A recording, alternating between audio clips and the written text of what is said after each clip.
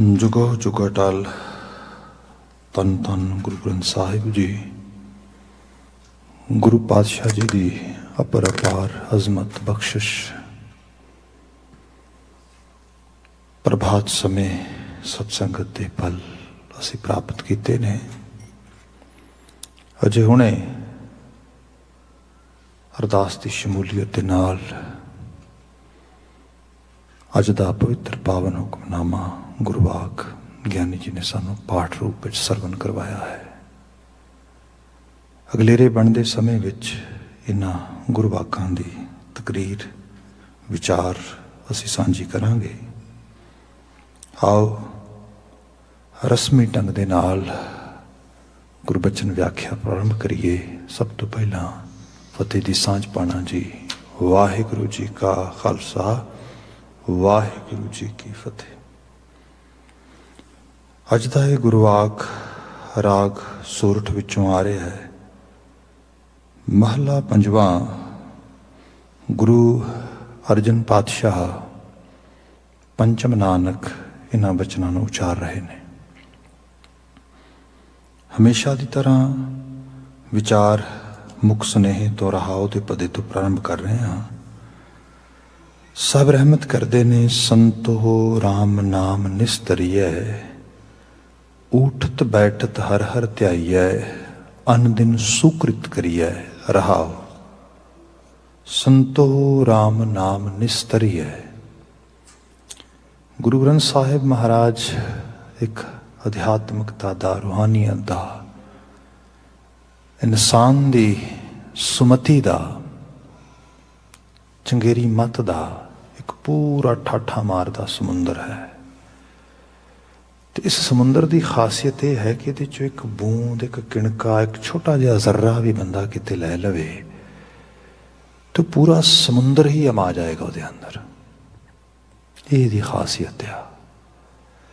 जे आपां रहाओ दियां पंक्तियां ही मैं कहना इस गलोब ते रहन वाला मनुख दो पैरों ते तुरन वाला जीव जिन्हों असीं ह्यूमन कह रहे हैं ये किते बस इन्नी बात ही मन लवे। बचन आया संतो राम नाम निस्तरीय है। मनुख नूं आवाज़ है आम मनुख नूं एड्रैस किया संतो कह के। हे संत जनो हे सत दे नाल आत्म साथ होने वास्ते आए हुए आत्माओ रूहो तुहानू आवाज़ है। संतो कि महाराज राम नाम निस्तरीय है। निस्तरीय निस कहते ने हनेरे नूं।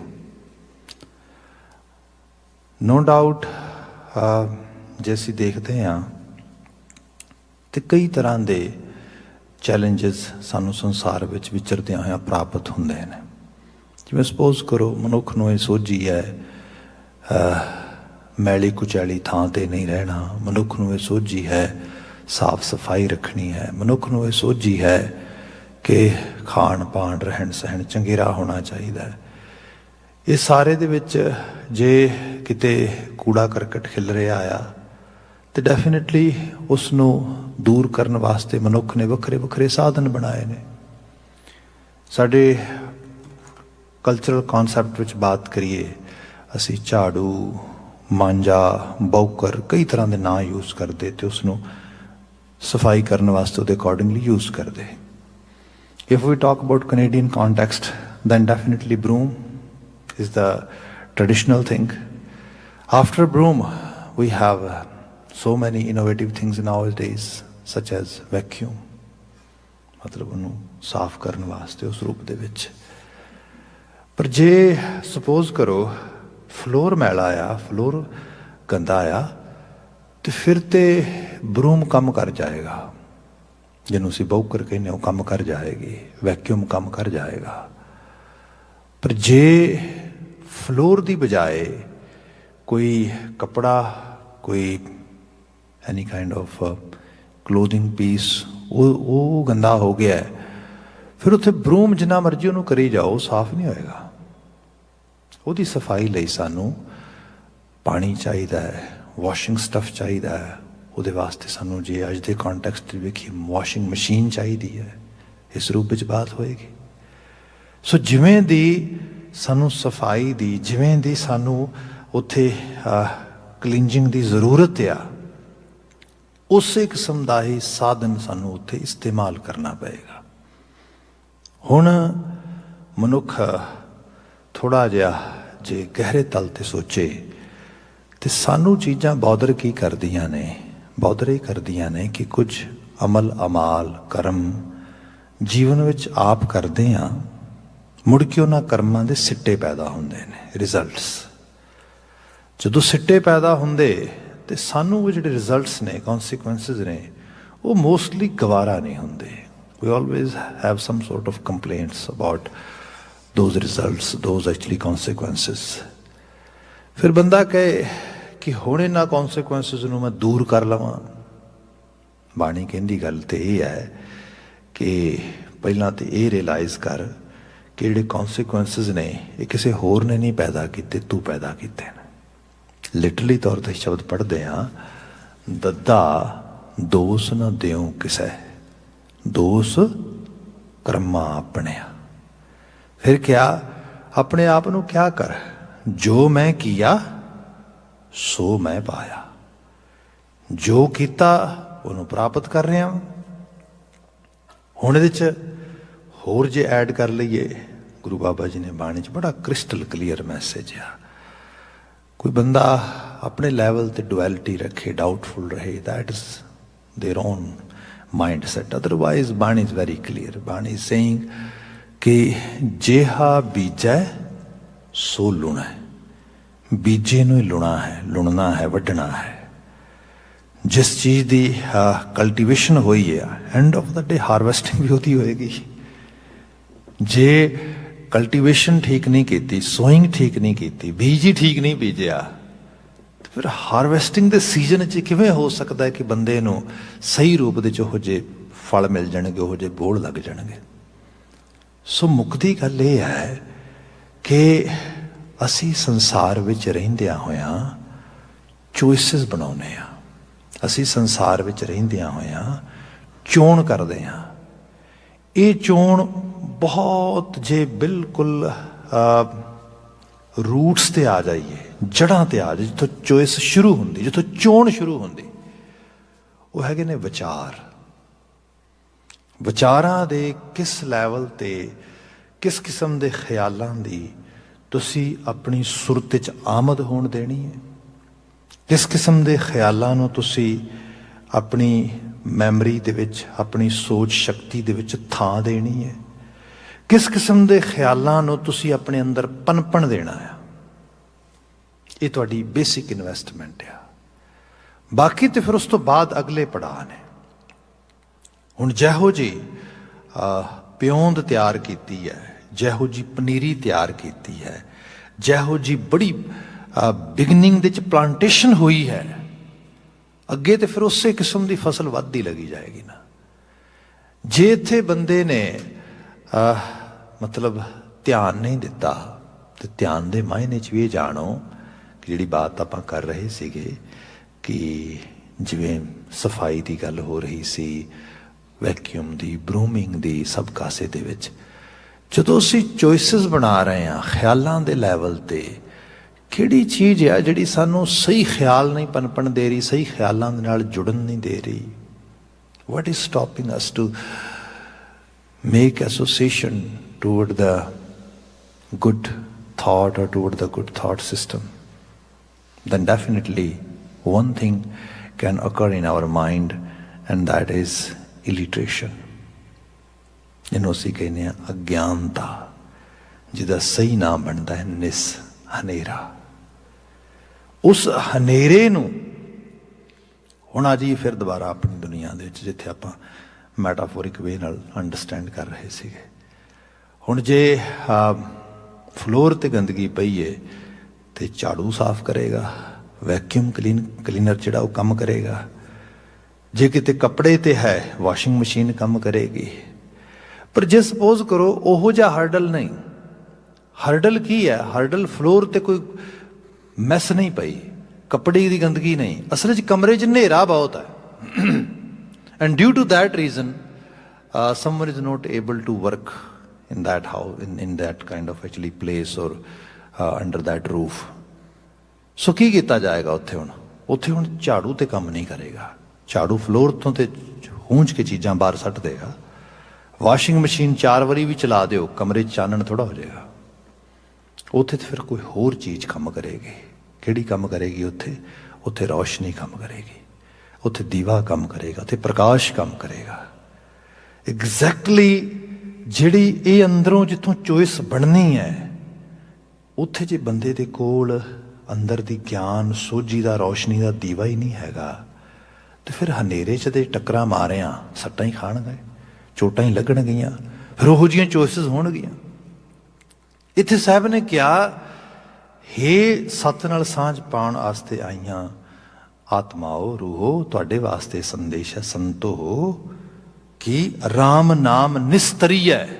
ਜਿਸ ਹਨੇਰੇ ਤੋਂ ਤੁਸੀਂ ਤਰਨਾ ਚਾਹੁੰਦੇ ਹੋ ਨਾ, ਪਾਰ ਹੋਣਾ ਚਾਹੁੰਦੇ ਹੋ, ਉਹਦੇ ਲਈ ਮੈਂ ਦੀਵਾ ਤੁਹਾਨੂੰ ਦੇ ਰਿਹਾ। ਦੀਵਾ ਹੈ ਰਾਮ ਨਾਮ, ਪ੍ਰਭੂ ਦੇ ਨਾਮ ਦਾ ਦੀਵਾ। ਇਹ ਬਾਲੋ, ਇਹ ਨਿਸਤਰੀ ਹੈ, ਇਹ ਤੁਹਾਡਾ ਪਾਰ ਉਤਾਰਾ ਕਰੇਗਾ।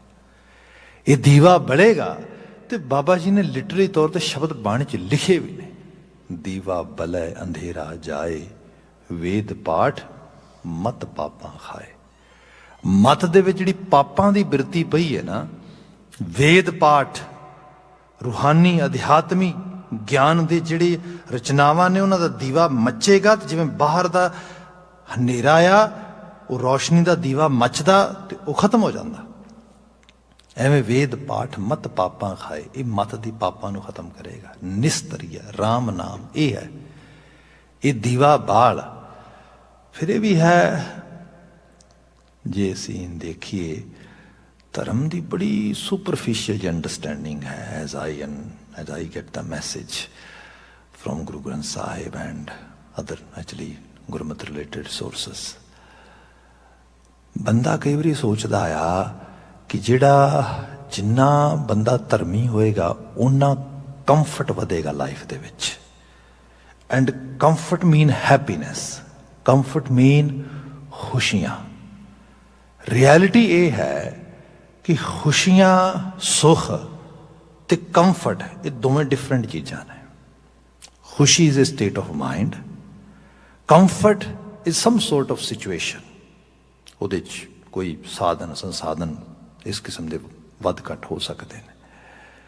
ਹੁਣ ਜਿਹੜੀ ਬਾਤ ਹੋ ਰਹੀ ਹੈ ਕਿ ਬੰਦਾ ਜਦੋਂ ਸੰਸਾਰੀ ਤੌਰ ਤੇ ਦੇਖਦਾ, ਤੇ ਜਿੱਥੇ ਉਹਨੂੰ ਥੋੜ੍ਹਾ ਬਹੁਤਾ ਵੀ ਅਨਕੰਫਰਟਡ ਰਹਿਣਾ ਪੈਂਦਾ ਜਾਂ ਅਨਕੰਫਰਟ ਫੀਲ ਹੁੰਦਾ ਕਿਸੇ ਲੈਵਲ ਤੇ ਵੀ, ਤੇ ਉਹਦੇ 'ਚ ਦੁੱਖ ਦੀ ਹਾਲਤ ਹੋ ਜਾਂਦੀ, ਉਹ ਦੁਖੀ ਹੋ ਜਾਂਦਾ। ਕਿਉਂਕਿ ਉਹ ਕਹਿੰਦਾ ਵੀ ਨਹੀਂ, ਅਨਕੰਫਰਟ ਨਹੀਂ ਫੀਲ ਕਰਨਾ, ਅਨਕੰਫਰਟੇਬਿਲਿਟੀ ਜਿਹੜੀ ਹੈਗੀ ਇਹ ਮੈਨੂੰ ਨਹੀਂ ਚਾਹੀਦੀ। ਬਾਬਾ ਜੀ ਨੇ ਕਿਹਾ, ਚਲੋ ਜੇ ਅਨਕੰਫਰਟ ਵੀ ਫੀਲ ਕਰਦਾ ਆ, ਜੇ ਕਿਤੇ ਤੈਨੂੰ ਕੰਫਰਟ ਪ੍ਰੋਪਰ ਨਹੀਂ ਮਿਲ ਰਿਹਾ, ਦੁੱਖ ਵੀ ਮਹਿਸੂਸ ਕਰਦਾ ਆ, ਕਿਉਂ ਨਹੀਂ ਇੱਕ ਕੰਮ ਕਰਦਾ, ਇਹਦੇ ਜ਼ਰੀਏ ਗਿਆਨ ਹਾਸਲ ਕਰ ਇਸ ਸਿਚੁਏਸ਼ਨ ਨੂੰ ਸਮਝਣ ਵਾਸਤੇ।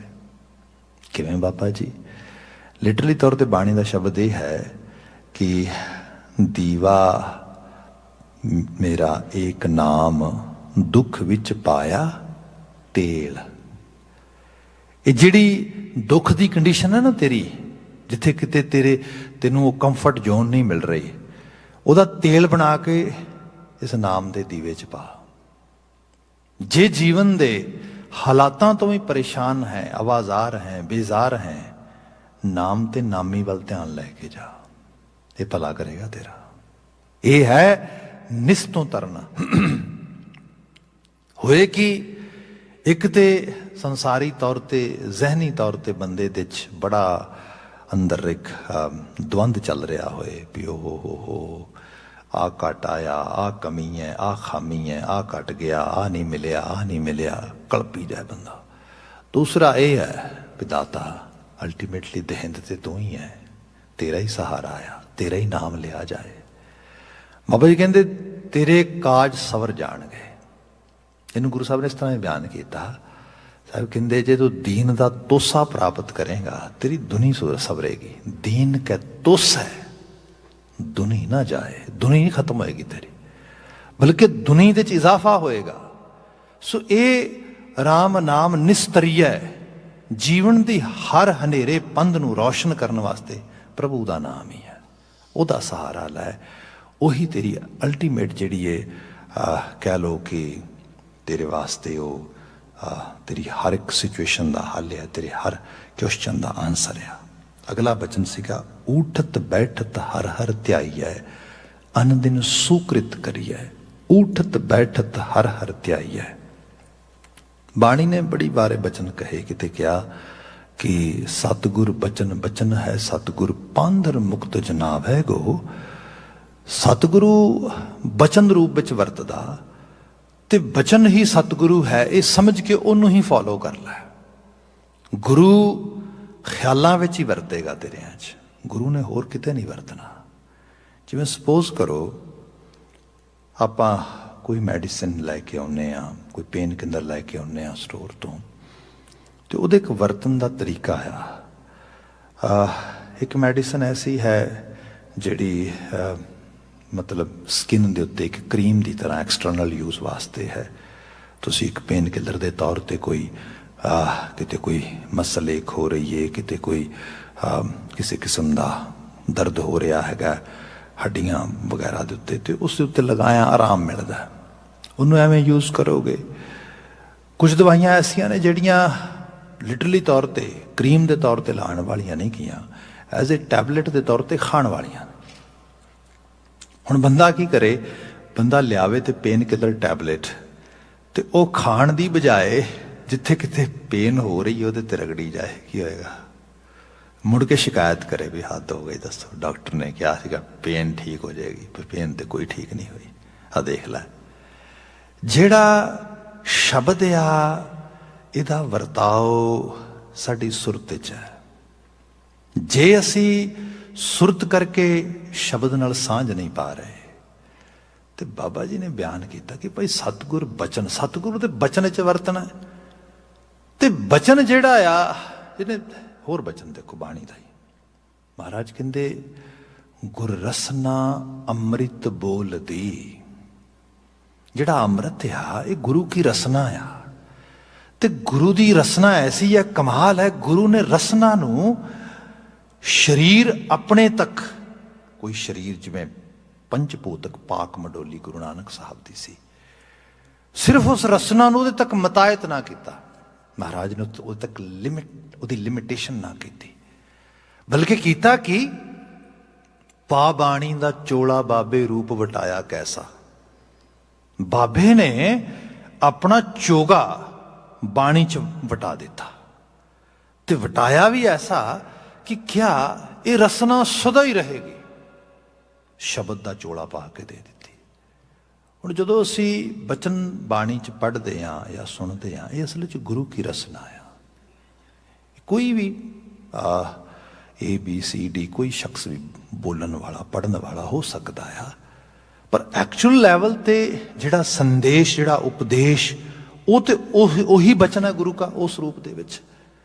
ਸਭ ਕਹਿੰਦੇ ਜਦੋਂ ਇਹ ਬਚਨ ਅਲਾਪਿਆ ਜਾਂਦਾ, ਬੋਲਿਆ ਜਾਂਦਾ, ਬੰਦੇ ਨੂੰ ਇਹ ਅਹਿਸਾਸ ਹੋਏ ਗੁਰ ਰਸਨਾ ਅੰਮ੍ਰਿਤ ਬੋਲਦੀ, ਹਰ ਰਸਨਾ ਨਾਮ ਸੁਹਾਵੀ। ਇਹ ਹਰੀ ਦੀ ਰਸਨਾ ਜਿਹਦੇ ਵਿੱਚ ਨਾਮ ਸੁਹਾਵੀ, ਮੇਰੇ ਜੀਵਨ ਨੂੰ ਸੁਹਾਵਣਾ ਕਰ ਦੇਣ ਵਾਲੀ, ਸੁਹੱਪਣ ਬਖਸ਼ਣ ਵਾਲੀ, ਉਹ ਨਾਮ ਦੀ ਕਣੀ ਇਹਦੇ ਵਿੱਚ ਹੈ। ਇਹ ਬੰਦੇ ਨੂੰ ਵਿਸ਼ਵਾਸ ਆ ਜਾਏ ਕਿ ਇਹ ਬਚਨ, ਇਹ ਬੋਲ ਇਸ ਰੂਪ ਦੇ ਵਿੱਚ ਆ। ਤੇ ਸਾਹਿਬ ਕਹਿੰਦੇ ਮੈਂ ਤੈਨੂੰ ਗਰੰਟੀ ਦੇਣਾ, ਬਚਨ ਇਹ ਹੈ ਗੁਰ ਰਸਨਾ ਅੰਮ੍ਰਿਤ ਬੋਲਦੀ, ਹਰ ਰਸਨਾ ਨਾਮ ਸੁਹਾਵੀ। ਜਿਨ ਸੁਣ ਸਿੱਖਾਂ ਗੁਰ ਮੰਨਿਆ, ਜਿਨਨੇ ਇਸ ਨੂੰ ਸੁਣ ਲਿਆ, ਇਹ ਪਹਿਲੀ ਕਿਰਿਆ ਆ ਸੁਣਨਾ, ਬੀਇੰਗ ਐਨ ਇੰਟੈਂਟਿਵ ਲਿਸਨਰ, ਆਪਣੇ ਜ਼ਹਿਨ ਵਿੱਚ ਉਹਨੂੰ ਜਿਹੜਾ ਹੈਗਾ ਪਾ ਲਿਆ ਉਸ ਰੂਪ ਦੇ ਵਿੱਚ ਵੀ ਹਾਂ ਇਹ ਮੇਰੇ ਗੁਰੂ ਕਾ ਬਚਨ ਆ। ਫਿਰ ਜਿਨ ਸੁਣ ਸਿੱਖਾਂ ਗੁਰ ਮੰਨਿਆ, ਤਿੰਨਾ ਭੁੱਖ ਸਭ ਜਾਵੀ। ਭੁੱਖ ਸਭ ਜਾਵੀ ਨੇ ਕੱਦ ਬੜਾ ਛੋਟਾ ਆ। ਜੋ ਟੈਕਨੋਲੋਜੀ ਜਿਸ ਕਿਸਮ ਦੀਆਂ ਚੀਜ਼ਾਂ ਨਾਲ ਉਹ ਪਲੇ ਕਰਦੇ ਨੇ ਸਵੇਰ ਤੋਂ ਸ਼ਾਮ ਤੱਕ, ਉਹਨਾਂ ਦੇ ਕੋਲ ਬਹੁਤ ਇਨਫੋਰਮੇਸ਼ਨ ਹੈ ਹਰ ਲੈਵਲ ਤੇ। ਬੱਚੇ ਨੂੰ ਤੁਸੀਂ ਆਮ ਚੀਜ਼ ਦੇਖਿਆ ਜੇ, 9, 10, 11 ਸਾਲ ਦਾ ਬੱਚਾ, ਡਿਵਾਈਸ ਉਹਦੇ ਕੋਲ ਅਵੇਲੇਬਲ ਹੋਏ, ਕੋਈ ਟੈਬਲੇਟ, ਕੋਈ ਕੰਪਿਊਟਰ, ਇਸ ਰੂਪ ਦੇ ਵਿੱਚ ਉਹਨੂੰ ਕੋਈ ਛੋਟੀ ਮੋਟੀ ਸੱਟ ਲੱਗ ਜਾਏ, ਕੋਈ ਨਜ਼ਲਾ ਜ਼ੁਕਾਮ ਹੋ ਜਾਏ, ਕੁਛ ਹੋ ਜਾਏ, ਤੇ ਉਹਦੇ ਕੋਲ ਕੋਈ 20-25-30 ਮਿੰਟ ਹੋਣ ਡਾਕਟਰ ਕੋਲ ਲਿਜਾਣ ਤੋਂ ਪਹਿਲਾਂ, ਤੇ ਉਸਨੇ ਸਾਰੀ ਇਨਫੋਰਮੇਸ਼ਨ ਕੱਢ ਲੈਣੀ ਹੈ। ਅਰਾਊਂਡ ਇਹਦੀ ਸਟੱਡੀਜ਼ ਵੀ ਆਈਆਂ ਨੇ, 99% ਬੱਚੇ ਕਰ ਲੈਂਦੇ ਨੇ। ਹੁਣ ਜਦੋਂ ਡਾਕਟਰ ਕੋਲ ਜਾਂਦੇ ਤੇ ਡਾਕਟਰ ਘੱਟ ਬੋਲਦਾ, ਬੱਚਾ ਵੱਧ ਬੋਲਦਾ। ਡਾਕਟਰ ਕਹਿੰਦਾ ਇਹਦੀ ਸਵੈਲਿੰਗ ਹੋ ਗਈ, ਕਹਿੰਦਾ ਆਈ ਨੋ, ਬਿਕੋਜ਼ ਇਹਦੇ ਅੰਦਰੋਂ ਜਿਹੜਾ ਨਾ ਮਸਲ ਰਿਪ ਹੋ ਗਿਆ, ਇਸ ਤਰੀਕੇ ਨਾਲ ਹੋ ਗਿਆ। ਡਾਕਟਰ ਉਹਦੇ ਮੂੰਹ ਵੱਲ ਵੇਖਦਾ, ਹੱਦ ਹੋ ਗਈ, ਮੈਂ ਸਾਰੀ ਉਮਰ ਕਿਤਾਬਾਂ ਪੜ੍ਹੀਆਂ ਨੇ, ਮੈਨੂੰ ਅੱਜ ਤੱਕ ਨਹੀਂ ਪਤਾ, ਇਹਨੂੰ ਹੁਣ ਪਤਾ ਆ। ਬਈ ਗੂਗਲ ਨੇ ਕੰਮ ਕਰਤਾ ਆਪਣਾ, ਉਹਨੇ ਆਪਣੀ ਜੌਬ ਕਰਤੀ ਪੂਰੀ। ਹੁਣ ਉਸ ਲੈਵਲ ਤੇ ਜਿਹੜੀ ਹੁਣ ਡਾਕਟਰ ਦੀ ਜਾਂ ਮਾਂ ਬਾਪ ਦੀ, ਟੀਚਰ ਦੀ, ਉਹਨਾਂ ਦੀ ਕ੍ਰੈਡੀਬਿਲਿਟੀ ਖਤਮ ਹੋ ਗਈ। ਸੋਨਾ ਦਾ ਲੈਵਲ ਬਹੁਤ ਅਦਨਾ ਤੇ ਬੜਾ ਬੋਨਾ ਆ। ਜਦੋਂ ਉਹਨਾਂ ਨੂੰ ਕੋਈ ਇਸ ਕਿਸਮ ਦੇ ਨਾਲ ਡਾਂਟ ਫਟਕਾਰ ਪਾਉਣ ਦੀ ਟਰਾਈ ਕਰਦਾ ਨਾ, ਤੂੰ ਮੇਰੀ ਗੱਲ ਸੁਣ, ਉਹ ਕਹਿੰਦਾ ਹੱਦ ਹੋ ਗਈ, ਤੇਰੀ ਕਿਉਂ ਸੁਣਾ, ਤੇਰੇ ਕੋਲ ਕੀ ਐਕਸਟਰਾ ਇਨਫੋਰਮੇਸ਼ਨ ਹੈ। I know more than you, and I will believe on that who knows more than me, and that is Google, that is internet. Credibility ਖਤਮ ਹੋ ਗਈ। ਇਸ ਸਮੇਂ ਦੇ ਅੰਦਰ ਜੋ ਚੀਜ਼ ਆ ਉਹ ਹੈ ਕਿ ਤੁਸੀਂ ਪ੍ਰੈਕਟੀਕਲ ਵੇ ਦੇ ਨਾਲ ਜਿਹੜੇ ਸੰਸਾਰ ਦੇ ਵਿੱਚ ਜੀਂਦਿਆਂ ਹੋਇਆਂ ਡੇ ਟੂ ਡੇ ਐਕਟੀਵਿਟੀਜ਼ ਦੇ ਵਿੱਚ ਜਿਹੜੇ ਰਿਜ਼ਲਟਸ ਪੈਦਾ ਹੁੰਦੇ ਨੇ, ਉਹਨਾਂ ਨਾਲ ਉਹਨਾਂ ਨੂੰ ਜੋੜ ਕੇ ਚੀਜ਼ਾਂ ਤਬਦੀਲ ਕਰ ਸਕਦੇ ਹੋ, ਉਹਨਾਂ ਦੇ ਬਿਹੇਵੀਅਰ ਨੂੰ ਕੁਝ ਦਰੁਸਤ ਕਰ ਸਕਦੇ ਹੋ। ਪਰ ਹੁੰਦਾ ਇਹ ਹੈ, ਇਹਦੇ ਲਈ ਪੇਸ਼ੈਂਸ ਬਹੁਤ ਚਾਹੀਦਾ। ਉਹ ਹੈ ਨਹੀਂ, ਉਹ ਬਿਲਕੁਲ ਜ਼ੀਰੋ ਪੇਸ਼ੈਂਸ ਹੈ। ਬੰਦਾ ਤੁਰਤ ਫੁਰਤ, ਕਿਉਂਕਿ ਮਾਡਲਿੰਗ ਐਸੀ ਹੋਈ ਹੈ ਪਿੱਛੋਂ, ਉਹ ਸਾਰੀ ਉਸ ਰੂਪ ਦੇ ਵਿੱਚ, ਤੇ ਉਹ ਆਪਣੇ ਆਪ ਨੂੰ ਕਹਿੰਦਾ ਵੀ ਨਹੀਂ ਮੈਂ ਨਾ ਹੋਣਾ, ਬਸ ਮੈਂ ਇਹਨਾਂ ਨਾਲ ਨਾ ਬਹਿਸ ਨਹੀਂ ਕਰਨੀ, ਆਰਗੂਮੈਂਟ ਨਹੀਂ ਕਰਨਾ। ਠੀਕ ਹੈ ਜੀ, ਥੋੜ੍ਹੀ ਦੇਰ ਬਾਅਦ ਗੱਲਬਾਤ ਹੋਈ, ਥੋੜ੍ਹੀ ਦੇਰ ਬਾਅਦ ਗੱਲਬਾਤ ਕਰਨ ਨਾਲ ਕੋਈ ਵੀ ਘਰ ਦੇ ਛੋਟੀ ਮੋਟੀ ਗੱਲ ਹੋਈ, 10-15 ਮਿੰਟ ਬਾਅਦ ਹੀ ਲਾ ਲਓ, ਬੱਚੇ ਨੇ ਇਹ ਕਹਿਤਾ ਵੀ ਵੱਡੀ you don't know anything, ego pinch ਕਰ ਗਈ, ਹੱਦ ਹੋ ਗਈ, ਮੈਨੂੰ ਚੈਲੰਜ ਕਰਦਾ, ਮੈਨੂੰ ਕੁਛ ਨਹੀਂ ਪਤਾ, ਮੈਂ ਦੱਸਦਾ ਤੈਨੂੰ ਕੀ ਪਤਾ। ਤਾਂ ਹੀ ਤੇ 20-25 ਮਿੰਟ ਦੀ ਇਨਵੋਲਵਮੈਂਟ ਤੋਂ ਬਾਅਦ ਫਿਰ ਯਾਦ ਆਇਆ, ਓ ਮਾਈ ਗॉश, ਮੈਂ ਤੇ ਪ੍ਰੋਮਿਸ ਕੀਤਾ ਸੀ ਆਪਣੇ ਆਪ ਨਾਲ, ਮੈਂ ਤਾਂ ਆਰਗੂਮੈਂਟ ਨਹੀਂ ਸੀ ਕਰਨਾ, ਇਹ ਕੀ ਬਣ ਗਿਆ। ਫਿਰ ਦੁਬਾਰਾ ਯਾਦ ਕੀਤਾ। ਇਹ ਹੈ ਉੱਠਦਿਆਂ ਬਹਿੰਦਿਆਂ ਹਰ ਵਕਤ ਇੱਕ ਪਾਠ ਪੜ੍ਹਨਾ। ਮੈਂ ਇੱਕ ਐਗਜ਼ਾਮਪਲ ਕੀਤੀ ਹੈ, ਜ਼ਿੰਦਗੀ ਦੇ ਹਰ ਪੜਾਅ ਵਿੱਚ ਇਹ ਚੀਜ਼ ਦੀ ਲੋੜ ਹੈ, ਤਾਂ ਜਾ ਕੇ, ਅਦਰਵਾਈਜ਼ ਕੋਈ ਵੀ ਇੱਕ ਥਾਟ ਆਏਗਾ ਕਿਤੋਂ, ਉਸਨੇ ਉਸ ਛੋਟੇ ਜਿਹੇ ਥ੍ਰੈਡ ਨੇ ਆ ਕੇ ਮਾੜਾ ਜਿਹਾ ਇੱਕ ਰੰਗ ਵਿਖਾਉਣਾ ਹੈ, ਬੰਦੇ ਦੀ ਸਾਰੀ એનર્ਜੀ ਉਸ ਪਾਸੇ ਤੁਰ ਜਾਣੀ ਹੈ। ਬਾਅਦ 'ਚ ਪਤਾ ਲੱਗਣਾ, ਓ ਮਾਈ ਗੁੱਡਨੈਸ, ਮੈਂ ਕਿੱਥੇ ਪਹੁੰਚ ਗਿਆ, ਮੈਂ ਕੀ ਕਰ ਦਿੱਤਾ।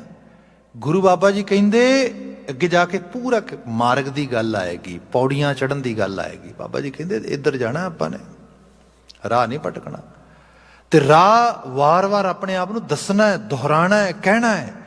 ਇਸੇ ਕਰਕੇ ਜਿਵੇਂ ਜਪਜੀ ਸਾਹਿਬ ਵਰਗੀ ਰਚਨਾ ਆ, ਸਾਡਾ ਪ੍ਰਭਾਤ ਸਮੇਂ ਦਾ ਨਿਤਨੇਮ ਹੈ, ਬਾਬਾ ਜੀ ਨੇ ਜਿਵੇਂ ਉਹਦੀ ਪ੍ਰੈਜੈਂਟੇਸ਼ਨ ਕੀਤੀ ਹੈ, ਕਮਾਲ ਹੈ। ਅੱਜ ਦੀ ਦੁਨੀਆ ਦੇ ਵਿੱਚ ਵੀ ਲੋਕ ਹੌਲੀ ਹੌਲੀ ਉਹਦੇ ਨੇੜੇ ਪਹੁੰਚ ਰਹੇ ਨੇ, ਪ੍ਰੈਜੈਂਟੇਸ਼ਨ ਐਵੇਂ ਕਰਨੀ ਚਾਹੀਦੀ ਹੈ। There are 3 T formulas in presentation. One is, once someone wants to actually give any presentation, very first slide should be, tell them what would you want to tell in coming slides. Just give them little idea. That is first T. Baba ji ਨੇ ਮੂਲ ਮੰਤਰ ਦੇ ਪਾਠ ਵਿੱਚ ਇਹ ਬਿਆਨ ਕੀਤਾ ਕਿ I am going to tell these things. Then tell them what you want to tell them. Full presentation. ਫਿਰ ਕਹਿੰਦੇ ਤੀਸਰੀ tell them, ਜਿਹੜੀ ਤੀਸਰੀ T ਹੈ ਉਹ ਹੈ tell them what you have told them. Conclude ਕਰਨ ਨੂੰ ਬਾਬਾ ਜੀ ਨੇ ਬੜੇ ਇਸੇ ਸਫਿਸਟੀਕੇਟਡ ਵੇ ਨਾਲ ਸਾਰਾ ਰਚਨਾ ਰਚੀ। ਜਦੋਂ ਬਿਲਕੁਲ ਕੈਪਸੂਲ ਕੀਤਾ, ਉਹਨੂੰ ਲਾਸਟ ਤੇ ਕਨਕਲੂਡ ਕੀਤਾ, ਤੇ ਉਹਦੀ ਬਾਬਾ ਜੀ ਨੇ ਕਿਹਾ ਮੈਂ ਤੁਹਾਨੂੰ ਕੀ ਦੱਸਿਆ, ਹੁਣ ਇਹ ਸੁਣ ਲਓ। ਮੈਂ ਤੁਹਾਨੂੰ ਇਹ ਦੱਸਿਆ ਹੈ, ਜਤ ਪਹਾਰਾ, ਧੀਰਜ ਸੁਨਿਆਰ, ਅਹਰਨ ਮਤ, ਵੇਦ ਹਥਿਆਰ, ਪੌ ਖਲਾ, ਅਗਨ ਤਪਤਾਓ ਆਇਆ।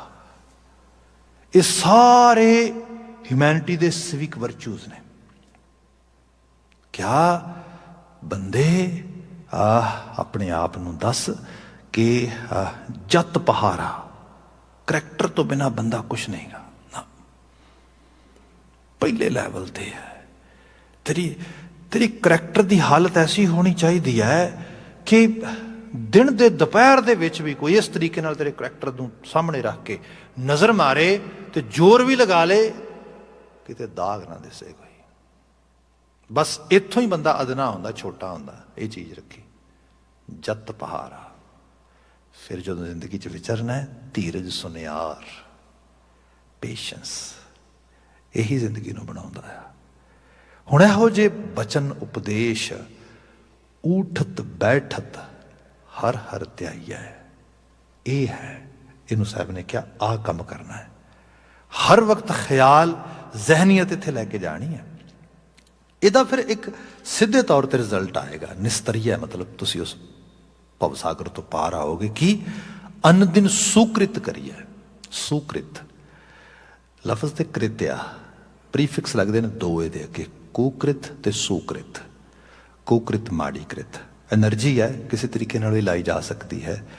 बंदे ने कोई भी चीज़ आ, ईवन बच्चा आया, बच्चे नूं तुसी पेंसिल फड़ाई, कोई कलर फड़ाया, तो उसने पेंसिल या क्रेयन फड़िया तो घर की वाल ते लग गया, की बनया? उन्हें काम तो करता, पर काम केड़ा किया? सुकृत के कुकृत? डेफिनेटली सारा पेंट खराब करता, कुकृत हो गई। उही पेंसिल फड़ी, क्रेयन फड़िया, पेपर लिया, पेपर के उत्ते एन वधिया तरीके नाल सोफिस्टिकेटेड वे नाल पेंटिंग बनाती, सुकृत हो गई। ये है मतलब इस एनर्जी नूं काम आ। जीवन है, जीवन दे एक एक स्वास कृत आ, पर जदों बंदा पिछे झात मार के वेखदा है बीते च की कीता आ, कुकृत के सुकृत। बाबा जी कहंदे जे उठत बैठत हर हर ध्याई है, उठदियां बहिंदियां अपने आप नूं वार वार दुरुस्त किया जा रहा, बयान किया जा रहा, फिर सुकृत करिए, फिर कृत सुकृत होएगी, फिर वाकई च एनर्जी सही पासे इन्वैसट होएगी। फिर जो पिछे मुड़ के झात मार के देखांगे, महसूस होएगा हाँ जिया है जीवन, माणे है जीवन, आ रूपिया। शुरुआती पता है दा, गुरपूरै कृपा तारी, प्रभ पूरी लोच हमारी। शब्दां दी जिहड़ी उन्होंने यूज़ करना आ, वो कॉन्टैक्सट विच जाके अपनी असल जिहड़ी उन्हां दी आभा आ, जिहड़ा असल उन्हां दा रूप आ, उसनूं वो साडे सामने रोशन करते हैं। लोचा शब्द जिहड़ा या पूरी लोच हमारी, ये बहुत भावपूर्त शब्द है। इसनूं असीं जदों पंजाबी जबान दे विच इस तरह यूज़ करते हैं कि लोचा मतलब विशेस, डिज़ायरस, बंदे दियां जिहड़ियां अर्जस पैदा होंदियां ने, लोचा ने। जे हर एक अर्ज नूं तुसीं मॉनिटर नहीं करोगे, फिल्टर नहीं करोगे, उहदे उत्ते तुसीं मत वाला कुंडा नहीं रखोगे, तो जिहड़ी अर्ज आ वो तो बंदे नूं बर्बाद कर देगी। जिहड़ा बंदा इस तरीके नाल कंट्रोल नहीं कर पाउंदा, उहदे बाबत असीं लफज पंजाबी जबान च पता कि यूज़ करते हैं, लुच्चा। लोच या लोचा तो बनया लफज है। Main person doesn't have control on his और हर अर्ज। इत्थे बाबा जी ने बात की, गुरपूरै कृपा धारी, पूरे गुरु ने तरस किया मेरे ते तरस की किया, प्रभ पूरी लोच हमारी, मेरिया लोचां पूरियां कर दित्तियां, जिहड़ियां अर्ज सीगियां, खाशां सीगियां, डिजायर सीगियां, ते ये पूरियां। पहले मैं बेनती की मन दी, ये एक्चुअली मन का एक्ट है। लोचा जिहड़ी है, it's act of our own kind of psyche. हुण वो हर वक्त चंचल आ, उहदा ते वो इजाफा हो ही जाना है। इसनूं होर कोई तरीका नहीं गा पूरा करने का, सिर्फ यही है कि उसनूं किसी तरीके दे नाल मन समझावन कारण है, कछुक पढ़िए ज्ञान, उहदे च कोई समझ दा लैवल आ जाए, तो उसनूं पता लगे कि लोचा जिहड़ी हुंदी है ये किस लैवल ते होनी चाहिए है, ख्वाहिश किस तरह की होनी चाहिए है। जे ख्वाहिश यही है कि आहा सवेर तो शाम तक बस शराब की बोतल खुली रहे तो मजे ही मजे ने, जे एहसास आए, इसका मतलब what I'm asking, what I'm actually, what I want here. Really, bamari? Really, actually, fatty liver? Really, lower social status? Really, some sort of disease? My gosh, what I'm asking? मैं ਮੰਗ ਕੀ ਰਿਹਾ ਵਾਂ? ਇੱਥੇ ਜਾ ਕੇ ਫਿਰ ਉਹ ਲੋਚਾ ਚਲੀ ਗਈ, ਫਿਰ ਇਹ ਥਾਂ ਤੇ ਹੋਰ ਚੀਜ਼ ਆ ਗਈ। ਜਾਂ ਬੰਦਾ ਇਹ ਕਹੇ ਕਿ ਉਹ ਬਸ ਮਾਲਕਾ ਸਰਮਾਇਆ ਹੋਏ ਤੇ ਇੰਨਾ ਹੀ ਹੋਏ ਵੀ ਪੁੱਛੋ ਕੁਛ ਨਾ, ਬਸ ਰਾਤ ਦਿਨ ਸਰਮਾਏ ਦੀਆਂ ਪੰਡਾਂ ਆਉਂਦੀਆਂ ਰਹਿਣ।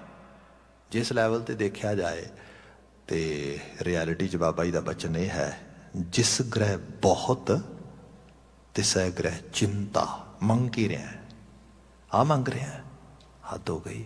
ਛੋਟਾ ਜਿਹਾ ਲਾਈਫ ਸਪੈਨ ਆ, ਇਹਨੂੰ ਮਾਣ ਲੈ, ਅਲਟੀਮੇਟਲੀ ਵਿਦਾਇਗੀ ਹੋ ਜਾਣੀ ਹੈ।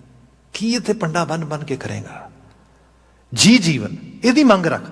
ਖਾਸ਼ ਬਦਲਣੀ ਸ਼ੁਰੂ ਹੋ ਗਈ।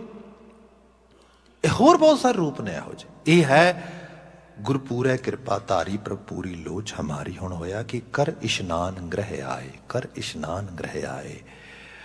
ਬੰਦਾ ਨਾ ਤੇ ਇਕੱਲਾ ਖੂਨ ਨਾਲ ਚੱਲਦਾ ਹੈ, ਜਿਹੜਾ ਖੂਨ ਹੈ ਨਾ, ਖੂਨ ਹਰਕਤ ਕਰਦਾ ਹੈ, ਨਾ ਆਕਸੀਜਨ ਨਾਲ, ਨਾ ਫੂਡ ਨਾਲ। ਬੰਦਾ ਚੱਲਦਾ ਹੈ ਥਾਟਸ ਦੇ ਨਾਲ।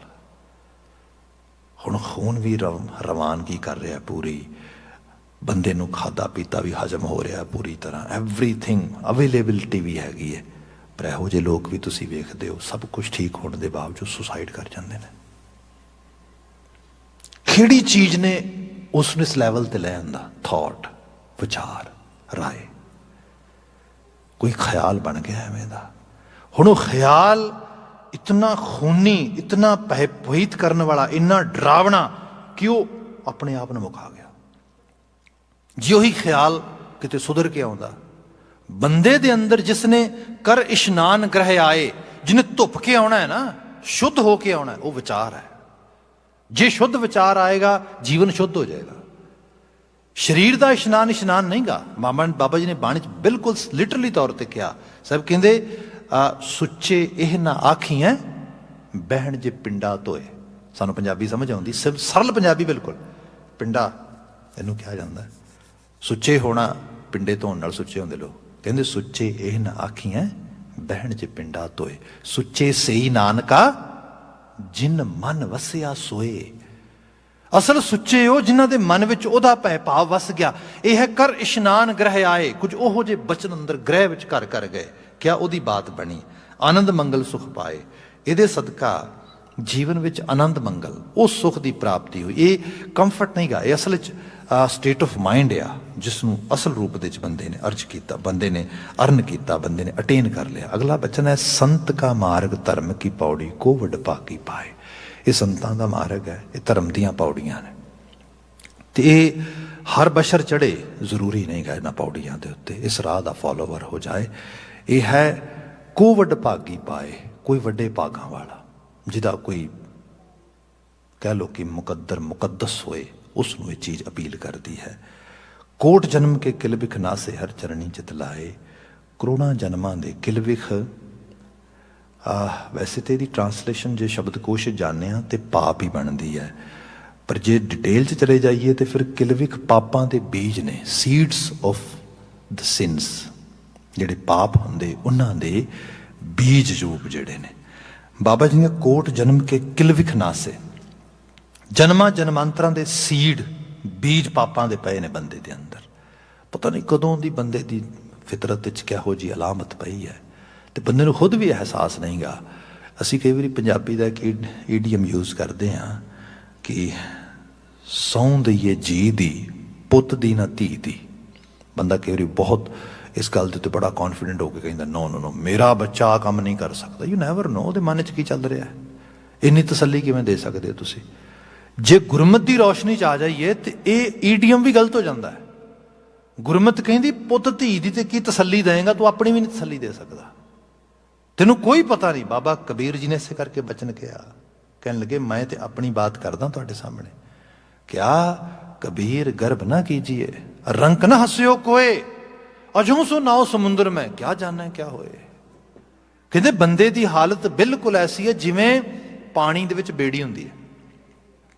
ਕਦੀ ਵੀ ਦਾਵਾ ਨਹੀਂਗਾ कि ये ਜਿਹੜੀ ਬਿਲਕੁਲ ਸੇਫ ਆ, ਜਿੰਨੀ ਦੇਰ ਉਹ ਪਾਣੀ ਦੇ ਵਿੱਚ ਆ, ਯੂ ਨੈਵਰ ਨੋ ਕਿਸ ਸਮੇਂ ਕਿਹੜੀ ਛਾਲਾ ਹੈ ਪਲਟ ਜਾਏਗੀ।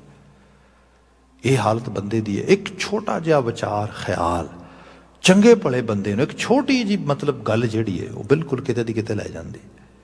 ਇਹ ਹੈ ਕਿ ਇਹ ਕਿਲਵਿਖ ਅੰਦਰ ਪਏ ਨੇ। ਯੂ ਨੈਵਰ ਨੋ, ਕੋਈ ਰੁੱਤ ਆਵੇ, ਸਮਾਂ ਆਵੇ, ਜਿਵੇਂ ਸਾਡੇ ਇੱਥੇ ਜੇ ਕੋਈ ਬੰਦਾ ਦਸੰਬਰ ਜਨਵਰੀ ਜਾਂ ਅਰਲੀ ਫੈਬਰਰੀ 'ਚ ਆਏ, ਜਦੋਂ ਸਨੋ ਪਈ ਹੁੰਦੀ ਇੱਥੇ ਬਹੁਤ ਸਾਰੀ, ਉਹ ਆ ਕੇ ਦੇਖੇ ਚਾਰ ਚੁਫੇਰੇ, ਓ ਮਾਈ ਗੁੱਡਨੈਸ, ਇੱਥੇ ਤਾਂ ਉਜਾੜ ਹੈ ਸਾਰਾ, ਜਾਂ ਚਿੱਟੀ ਸਨੋ ਦੀ ਪਰਤ ਵਿਛੀ ਹੈ, ਜਾਂ ਸਾਰਾ ਕੁਛ ਘਾਹ ਬਰੂਟ ਸਭ ਸੁੱਕੇ ਦਰਖਤ, ਬਿਲਕੁਲ ਕੋਈ ਪੱਤ ਨਹੀਂ, ਕੋਈ ਹਰਿਆਵਲ ਨਹੀਂ। ਤੇ ਬੰਦਾ ਕਹੇ ਦੱਸੋ ਕੈਸੀ ਧਰਤੀ ਹੈ, ਤੇ ਹੈ ਹੀ ਉਜਾੜ, ਹੈ ਹੀ ਕੁਛ ਨਹੀਂ ਗਾ। ਪਰ ਸੱਚ ਇਹ ਹੈ, ਉਹੀ ਧਰਤੀ ਜਿਹੜੀ ਬਿਲਕੁਲ ਸੁੱਕੀ ਪਈ ਹੈ, ਕੁਛ ਵੀ ਨਹੀਂ ਗਾ, ਮਾੜਾ ਜਿਹਾ ਮੌਸਮ ਬਦਲਦਾ ਆ, ਉਸੇ ਵਕਤ ਉਹਦੇ ਵਿੱਚੋਂ ਥਾਂ ਥਾਂ ਦੇ ਉੱਤੋਂ ਗ੍ਰੀਨਰੀ, ਥਾਂ ਥਾਂ ਦੇ ਉੱਤੋਂ ਜਿਹੜੇ ਨੇ ਪੱਤੇ ਉਹ ਨਿਕਲਣੇ ਸ਼ੁਰੂ ਹੋ ਜਾਂਦੇ। ਇਹ ਬੀਜ ਤੇ ਪਏ ਨੇ ਉਹਦੇ 'ਚ ਸਾਰੇ 'ਚ, ਬਸ ਮੌਸਮ ਹੀ ਬਦਲਣ ਦੀ ਦੇਰ, ਰੁੱਤ ਆਉਣ ਦੀ ਦੇਰ ਹੈ। ਬੰਦੇ ਦੇ ਅੰਦਰ ਚੰਗਿਆਈਆਂ ਬੁਰਾਈਆਂ ਦੋਨੋਂ ਪਈਆਂ ਨੇ।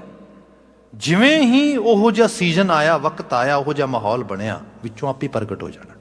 ਗੁਰੂ ਬਾਬਾ ਜੀ ਕਹਿੰਦੇ ਕਰੋੜਾਂ ਜਨਮਾਂ ਦੇ ਕਿਲਵੇ ਇਕੱਠੇ ਕਰੀ ਫਿਰਦੇ ਆ।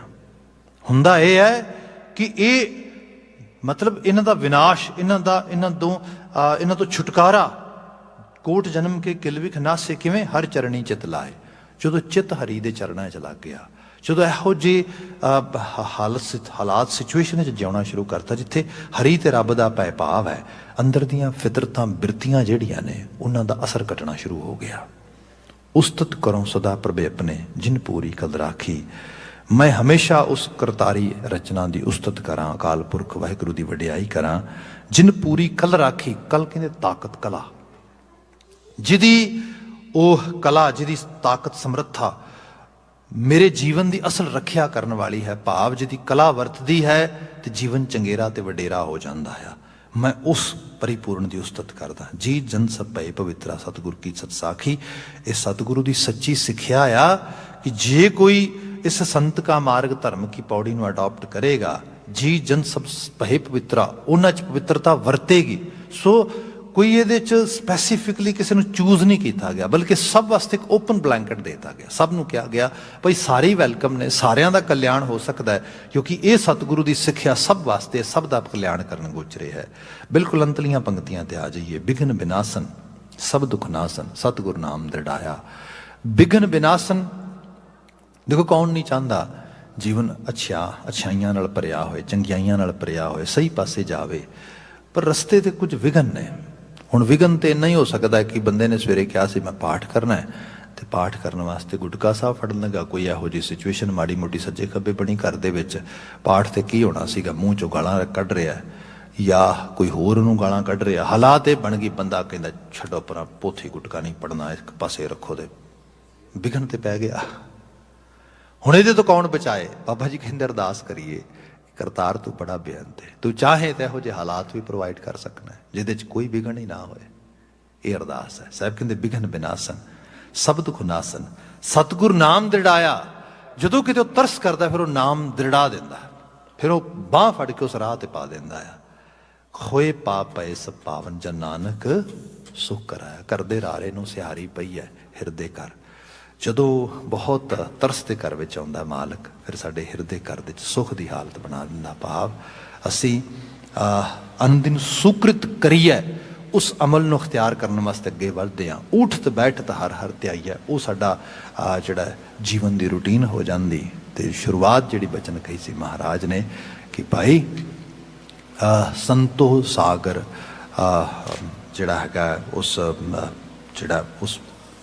ਰਾਮ ਨਾਮ ਨਿਸਤਰੀਏ, ਪ੍ਰਭੂ ਦੇ ਨਾਮ ਦੇ ਜ਼ਰੀਏ ਅਸੀਂ ਇਸ ਅਗਿਆਨਤਾ ਦੀ ਹਾਲਤ ਵਿੱਚੋਂ ਬਾਹਰ ਆ ਸਕਦੇ ਹਾਂ।